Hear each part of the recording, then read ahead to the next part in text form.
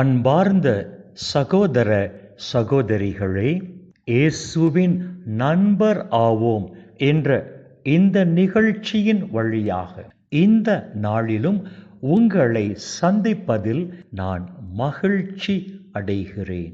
இந்த இறை செய்தியை கேட்கிற உங்களுக்கும் உங்கள் குடும்பத்தில் உள்ள அனைவருக்கும் சமாதானம் உண்டாவதாக.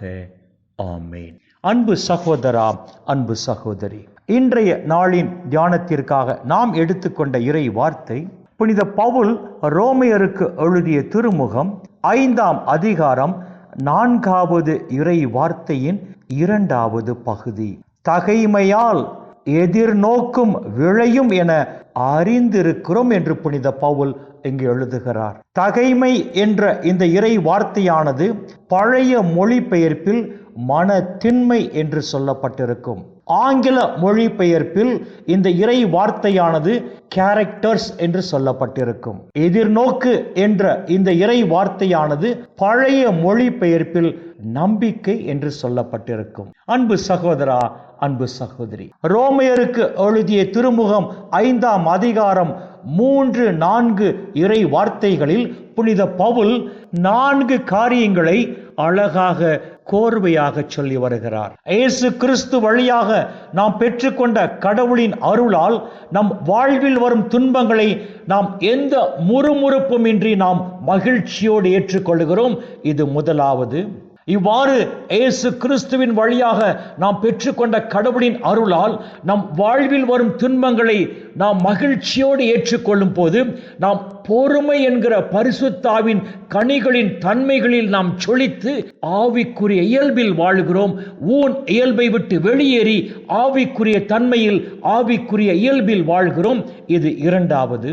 இவ்வாறு ஆவிக்குரிய தன்மையில் ஆவிக்குரிய இயல்பில் நாம் வாழும் போது நம்முள் செயல்படுகிற பரிசுத்த ஆவியானவர் நல்லதை மட்டும் பேசக்கூடிய, நல்லதை மட்டும் சிந்திக்கக்கூடிய, நல்லதை மட்டும் செய்யக்கூடிய நல்ல பண்புகளை, நல்ல குணங்களை நம் உள்ளத்தில் விதைத்து இந்த உலகில் நாம் கடவுளுக்கு உகந்த மிகுந்த கனி தருகிற மரமாக நாம் வாழும்படி பரிசுத்த ஆவியானவர் செய்கிறார். இது மூன்றாவது.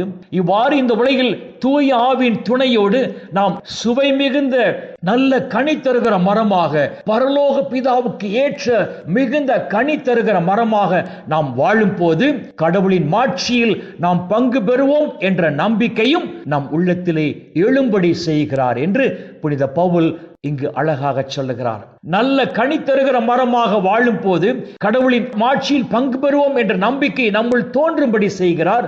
இது 4வது காரியம். ஆம் அன்பு சகோதரா, அன்பு சகோதரி, நம்முடைய வாழ்வில் இயேசு கிறிஸ்து வழியாக நாம் பெற்றுக்கொள்கிற கடவுளின் அருளால் நாம் இவ்வாறு ஆவிக்குரிய இயல்பில் ஆவிக்குரிய வாழ்க்கையில் நாம் செயல்படும் போது, இயேசு கிறிஸ்து வழியாக நாம் பெற்றுக்கொண்ட கடவுளின் அருளால் ஊன் இயல்பை விட்டு வெளியேறி ஆவிக்குரிய இயல்பில் ஆவிக்குரிய தன்மையில் வாழும் போது, அந்த ஆவியானவரோடு இணைந்து நாம் வாழும் போது பரிசுத்த ஆவியானவர் இந்த உலகில் நாம் நல்ல கனி தருகிற மரமாக வாழும்படி செய்கிறார். இதன் வழியாக கடவுளின் மாட்சியில் நாம் பங்கு பெறுவோம் என்ற நம்பிக்கையும் நம் உள்ளத்தில் எழும்படி செய்கிறார் என்று புனித பவுல் இங்கு அழகாக குறிப்பிட்டு சொல்லுகிறார். அன்பு சகோதரா, அன்பு சகோதரி, துன்பத்தில் 2 வகை உண்டு. நாம் செய்த பாவத்தின் காரணமாக நம் வாழ்க்கையில் நாம் அனுபவிக்கிற துன்பங்கள்.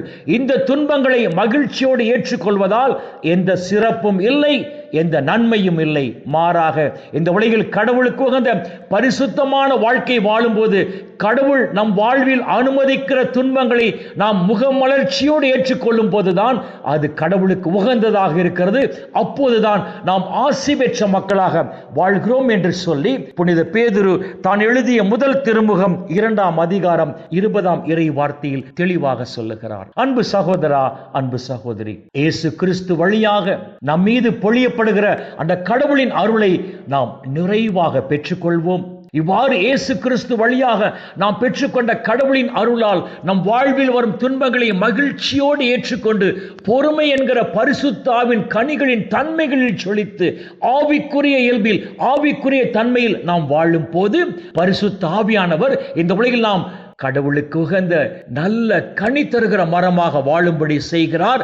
அவ்வாறு இந்த உலகில் நாம் நல்ல கனி தருகிற மரமாக வாழும் போது கடவுளின் மாட்சியில் நாம் நிச்சயம் பங்கு பெறுவோம் என்ற நம்பிக்கையும் நம் உள்ளத்தில் எழும்படி செய்கிறார். அன்பு சகோதரா, அன்பு சகோதரி, கடவுளால் தேர்ந்து கொள்ளப்பட்டு பெயர் சொல்லி அழைக்கப்பட்ட நாம் இயேசு கிறிஸ்து வழியாக நம் மீது பொழியப்படுகிற அந்த கடவுளின் அருளை நாம் நிறைவாக பெற்றுக்கொள்வோம். ஏனென்று சொன்னால் கடவுளின் அருளை நாம் நிறைவாக பெற்றுக்கொள்ளும் போதுதான் நம்முடைய வாழ்வில் இருக்கிற எல்லா குறைகளும் நம்மை விட்டு வெளியேறுகிறது என்று சொல்லி புனித பவுல் கொரிந்தியருக்கு எழுதிய முதல் திருமுகம் 13ஆம் அதிகாரம் 10ஆம் இறை வார்த்தையில் தெளிவாக சொல்லுகிறார். எனவே அன்பு சகோதரா, அன்பு சகோதரி, இயேசு கிறிஸ்து வழியாக நம் மீது பொழியப்படுகிற கடவுளின் அருளை நிறைவாக பெற்றுக்கொண்டு ஊன் இயல்பை விட்டு வெளியேறி, மனித இயல்பை விட்டு வெளியேறி ஆவிக்குரிய இயல்பில், ஆவிக்குரிய தன்மையில் பரிசுத்த ஆவியோடு இணைந்து நாம் வாழ்கிற பொழுது பரிசுத்த ஆவியானவர் இந்த உலகில் சுவை மிகுந்த நல்ல கனி தருகிற மரமாக, பரலோக பிதாவுக்கு ஏற்ற மிகுந்த கனி தருகிற மரமாக நாம் வாழும்படி செய்து கடவுளின் மாட்சியிலும் நாம் பங்கு பெறும்படி செய்கிறார் என்பதை மறந்துவிட வேண்டாம். எனவே இயேசு கிறிஸ்து வழியாக நம் மீது பொழியப்படுகிற கடவுளின் அருளை நிறைவாக பெற்று ஆவிக்குரிய இயல்பில் வெளிப்படுவோம், ஆவிக்குரிய தன்மையில் வாழ்வோம்.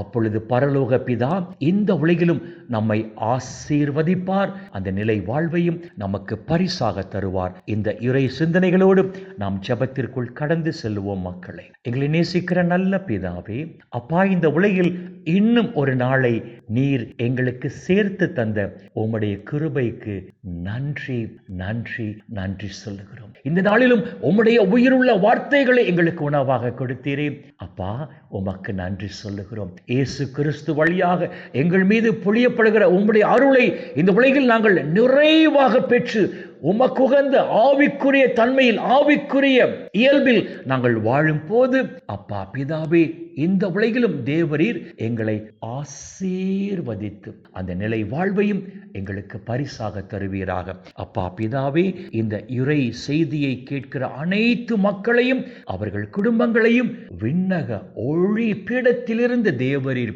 ஆசீர்வதித்து இந்த நாளில் இவர்கள் தேவைகளை நிறைவாக சந்தித்து உம்முடைய பிள்ளைகள் இந்த நாள் முழுவதும் எந்த குறையும் இன்றி மன நிறைவோடு, மன மகிழ்ச்சியோடு, மன அமைதியோடு, நலமோடு வாழ கிருபை செய்வீராக.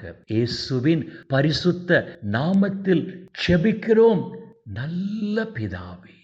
ஆமென், ஆமென், ஆமென்.